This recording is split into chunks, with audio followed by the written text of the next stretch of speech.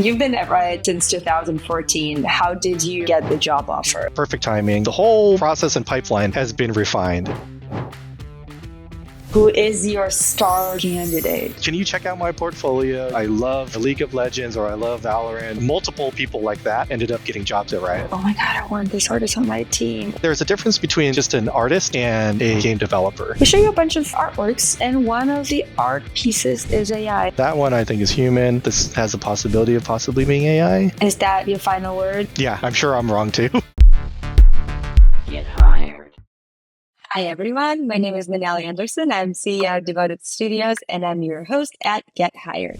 Hello there. Tonight we have an amazing guest, Minoh Kim. Hi, Minoh. Hello, how's it going now?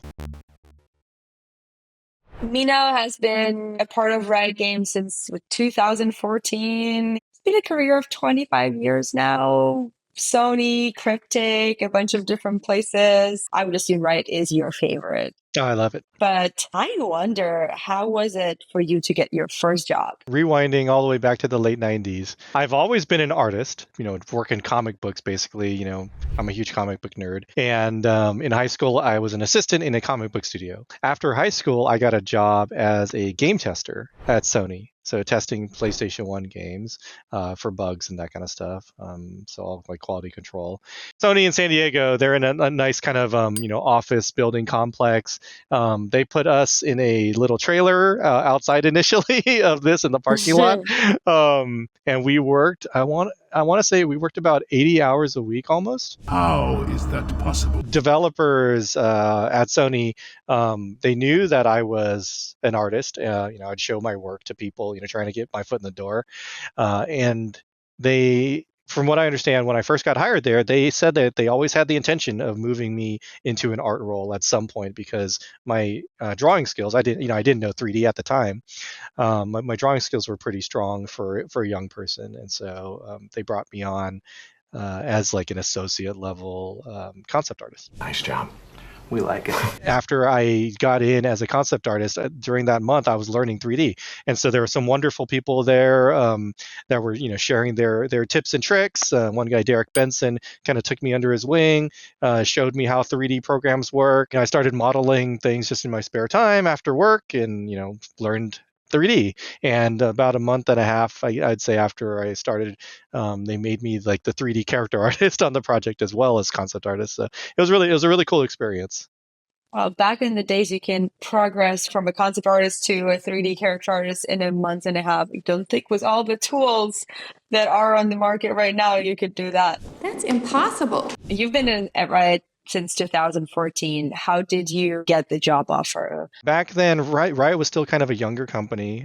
League was already a humongous, sensation. It was communicated to me that they wanted to bring in more experienced senior talent who have shipped products before, that kind of thing, and could help kind of guide and craft level up their internal people. I was sort of kind of already kind of softly in the market as well. And so it was like perfect timing. I had a friend there. And so, this friend recommended me and the recruiter pinged me and just, one thing, led to another and got my interview and they gave me a nice little job offer. If you want to bring somebody on your team creating maps and mods, what would be the process? How does the search look like? Where do you find those talents? The whole process and pipeline has been refined. And so it's very formalized now. You have, specific sets of people that interview candidates. And, one set could be there for culture. One set could be there for craft, that kind of thing. And so each, set of people, they kind of look for those specific aspects and they drill down into those things. The reason why we're doing that is to make the entire hiring process consistent for each candidate. So it's not like, oh my gosh, there's favoritism or bias for one person over another. How does the process for Minoh look like? Like, what are you looking for? What are the questions you're asking? Who is your star candidate? Obviously, people that are very, very strong in craft, self-motivated, and good culture fits. And by good culture fits, I mean people that are very willing to drive themselves, are willing to collaborate, and also very willing to adopt more of a game developer mindset. One thing I do talk to people about fairly frequently, and I'm a broken record, so apologies. Um, but I like to say there's a difference between like just an artist and a game developer, and it's kind of thinking in terms of like that holistic kind of collaboration within a product. And so you're not just like, I just want to make this one pixel the most beautiful pixel ever. It's like, no, this pixel doesn't have to be the most beautiful thing ever, but it has to work for what the game's design is and what the product goals are. Do you source your candidates yourself? Do you like, I don't know, scroll through ArtStation and like, oh my God, I want this artist on my team?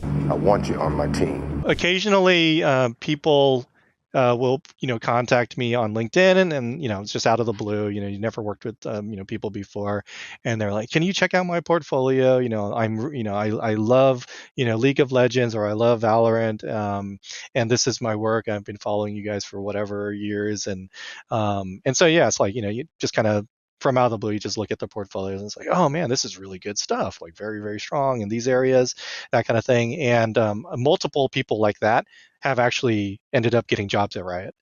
And then there's also, digging around ArtStation, looking for candidates who have like a large body of work that can match the various style that we're looking for.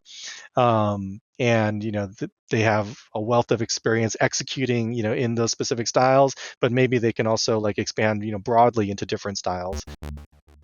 The first question we have from Felix is, how much 3D knowledge is expected from concept artists these days? Is supporting 2D pre-production images still enough, or is it the 3D artist skills set blending over more and more with every job evolution? I think that honestly, if you're really good at what you do, you will have value. Now that I know is like it's a high level. Broad. Yeah, I know. It's very broad, very very ambiguous, but it is kind of true. And so there are some 2D artists where they cannot think in 3 dimensions, and they don't think like a game developer, and I feel like that limits what they can do and the value that they potentially could have for a product. There are other 2D artists that are amazing game developers, and they work very well, to your point, where they can do paint overs with 3D. They understand how the 3D pipeline works. They might not be able to sculpt necessarily, but they think like a 3D artist, and so they can work back and forth very, very quickly. So I would say that those skills are still extremely useful, but please adopt a more collaborative, maybe hybridized mindset if possible. I would say the best 2D artists are the ones that have some 3D skills. And if you want to learn more about building creatures' arms and cool aspects of character pipeline for Valorant, you should check out our latest episodes with Minoh about his career and the cool tips about production of video games at Riot. Moving on to our next question from Jan. And the question is, when building a portfolio as a junior, what stands out more? Why is so few entry-level positions on the market right now? As we all know, there's been thousands, maybe even tens of thousands of people laid off in the industry in just the first 5 months of this year, 4 or 5 months of this year. What that does, though, I feel like, is it floods the market with senior talent. And so now so it's like an employer's market. Companies can pick and choose from all of the people that are out there and say, oh, well, instead of, there not being a lot of senior talent available, and I'm forced to hire younger people because of that. Now they're thinking, oh, well, for a little bit more money, we can get people with tons more experience, and it'll be a much smoother development cycle. So maybe that's kind of where things are going. But again, I don't have the full perspective on it. This is just kind of my high level thoughts. The question from Var, what was the project you learned the most from? It's kind of tough. On Valorant, I would say I learned an incredible amount. There was just so many different things that I did on that team. Not all of them were successful. It's like kind of any other R&D development cycle. A lot of things we ended up developing, throwing out, restarting, that kind of thing. But through all of that, I grew and learned so much on that team, and it's just like invaluable to me. We show you a bunch of artworks from different artists, and one of the art pieces is AI. And I'll tell you, every episode we shoot, that thing becomes more and more and more elaborate. It doesn't feel pity or remorse or fear. So what do you think? So this, I feel like, is human. First of all, it actually does look like there's some consistent rendering on the entire thing, and this is presented in a method that all of the Riot artists actually utilize. And so I'm imagining, like, if this is a fan piece, then they're utilizing like this exact same format. And so we take like a shot of like the environment and actually draw the concept on top of that, so we see how it looks in game. Next. Technology level, I would say, of the armor is fairly consistent. And so you see kind of the same metals reflected around in different areas. The rendering, other than maybe the chest area, looks also fairly consistent. This one I'm going to reserve judgment on, because I think that this has a possibility of possibly being AI.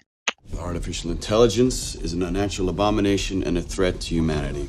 This feels like something where you could just kind of type a prompt in and then it would spit out like an anime-looking fantasy character. And I've seen a lot of like AI-generated like anime stuff, and they do have a very, very nice kind of like consistent rendering style. There are parts of it that look like it's possible that it could be generated by AI. So next. I like this. I think like a squint test, the different like shapes I'm seeing are pretty strong, and it's kind of grouped into like these bigger silhouette breaks. So overall, I like how this looks. I would say that this is not AI, just because it actually looks like it's kind of been cut out by a person. But it was probably manipulated in Photoshop. That to me is like a sign of like maybe this is a human touched thing. It's just sometimes there's little imperfections. Next. Ooh. Yeah, there's a lot here that I do like. Overall, like, it has a good attitude to it. She's like a gypsy-ish character, maybe kind of pirate-ish, but then there's like these crows with kind of random things on their head. I don't really know like if that like jives like one-to-one, if that's like thematically cohesive. There probably needs to be some refinement, but overall there's like kind of a cool attitude to just the character herself. Love it. Next. And last but not least, there's a lot I like about this. This isn't just like specifically like a character concept to me, but it's kind of more of an illustration. There are some interesting ideas here. If we're talking about like the weaponry, it almost looks like there's like a magical scythe or something that the character in front is holding. There is some consistency between all of the stuff going on, and it kind of makes a pretty picture, but yeah, it is a pretty picture. All right, well, you need to make a choice. You have to choose. That one I think is human. This one, now that I've seen the other ones, I think is human. That one is human. This one I would say is the AI. Is that your final word? Yeah, I'm sure I'm wrong too. Am I wrong or am I right? And the piece number 4 belongs to the arena. Oh. Unfortunately, you were right the first time you were identified in the AI piece. There are parts of it that look like it's possible that it could be generated by AI. So yeah, wow, first guess, very impressive. It was the pretty looking. It was that guy, the anime guy. I wonder what got you confused. I think honestly at this point it's getting harder and harder to tell. But I also I will say that even though I have seen a decent amount of AI art, I'm not like super duper trained up on what the nuances are. So just kind of going by my uninformed ideas of what I should be looking for. So what would be your favorite one? Oh, let's see. My favorite of all of these, it would probably be this one, only because even though it is, again, it's more of an illustration than a straight up concept. It communicates a few different things. And so, I was talking about like the attitude with like the girl with the crows. There's kind of a personality read off of this. the power source, even though, and I definitely needed your help to kind of figure this out, but it's like I couldn't see if it was like just the scythe or if there's like this demon. They look like they were interrelated, but if it could be both of them.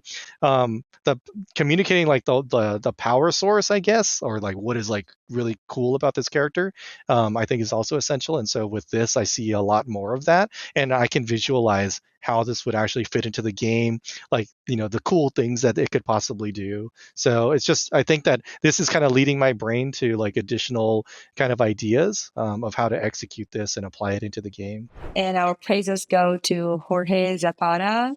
Jorge, the winner. You are the winner. Our last section of our show, and my most beloved one, is the portfolio reviews. We have a few amazing artists that submitted their work to be publicly reviewed. That was brave. This is Jorge Zapata.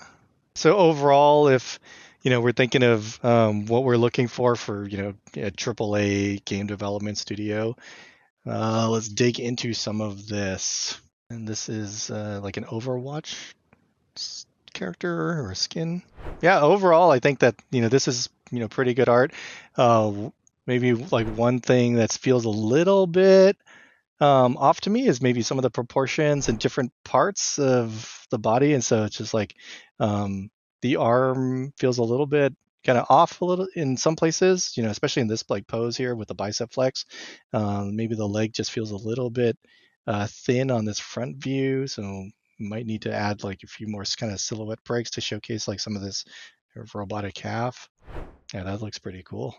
Not really anything I need to break down there, other than I think that this like works pretty well, and it seems to kind of match the style that I've seen from Overwatch. One thing I like about this, I know just fan art, it could be done in any style as fan art, but this for 3D modeling and I guess like actual execution is pretty good, because the level of rendering on it is it looks good, but it's fairly basic. And so what it is really good at communicating is describing the forms.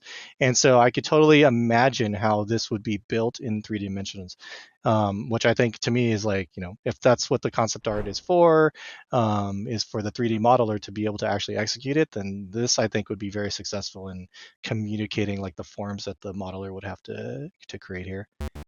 This is, again, Markov Fumarola. I hope I'm pronouncing that correctly. And this is some really cool looking stuff too. I'm going to click on the robot stuff for a second. Yay! Love, death, robots. Not a promotion.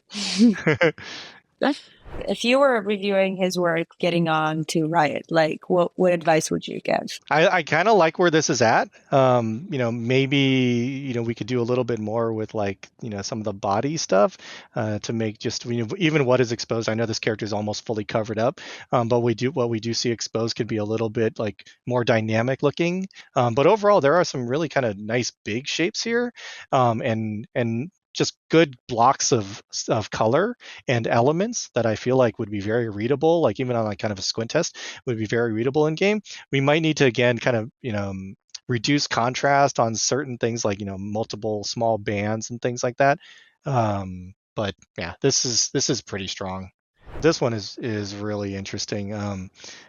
Primarily it's like the design of the costume, for some reason, and it should just be the way that I'm looking at it, it almost seems like the character's wearing the outfit backwards. Like part of me just expects like the bow, I think, to be on the back, but I could just be thinking about that wrong. But this hand is really neat. I love these kinds of technical breakdowns. I know we were talking about Breach earlier, but it's like when stuff like this is executed right, I'm just like, oh, that's so satisfying. There's just so much that went into that little thing. Serena, the Crow Girl. Oh, this is the Crow Girl artist. That's her. Looking at like this KDA fan art. Yeah, this is really cool. Things I like about it is like the shapes just feel very kind of graphic and slickly designed, and they also follow body lines really well. And so if we're kind of thinking of like this split on the pants, like the material change and then color change, that looks really good. Man, yeah, this is really slick too. It kind of reminds me almost like of an alternative version of Morrigan from Darkstalkers, utilizing like that similar kind of like bat. And I think Morgan has like bats almost exactly like this. So the whole bat motif, with this kind of spikes and things like that, that I think is super strong. I feel like you can't go wrong kind of borrowing like those cues from Morgan as a character. But yeah, she looks like really, really, really interesting to me, and it's a kind of different style too. It seems a little bit more cartoony, but the shapes are a lot softer than some of the other work. But this is, really strong as well. And we have one last person. This is Xiao Long Wang. Dang, there's some really good weapons here. Yeah, these are interesting.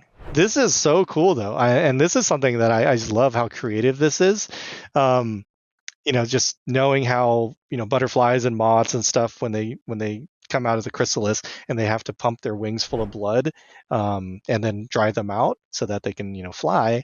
I'm like, that is like kind of an amazing way to execute that for a robot. It's just I don't know if I've ever seen it done to that level, but that's really cool. Yeah, obviously this person is very experienced with guns, and I think this is probably work that that this artist had been commissioned for specific projects. But just even in regular guns, yeah, very high end looking stuff. Minoh, thank you so much. I know we overstayed our welcome. This was an amazing, amazing shoot. I've learned a lot. Thank you so much for sharing all your wisdom and reviewing portfolios. I really appreciate your time. Thank you. Thank you so much, Nanelle. This is super fun for me. Yay!